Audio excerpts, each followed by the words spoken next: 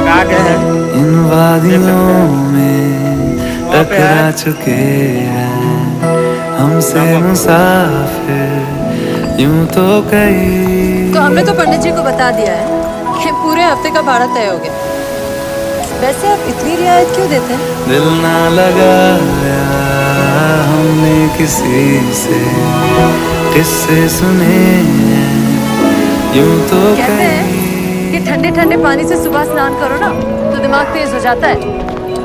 कोशिश की है कभी?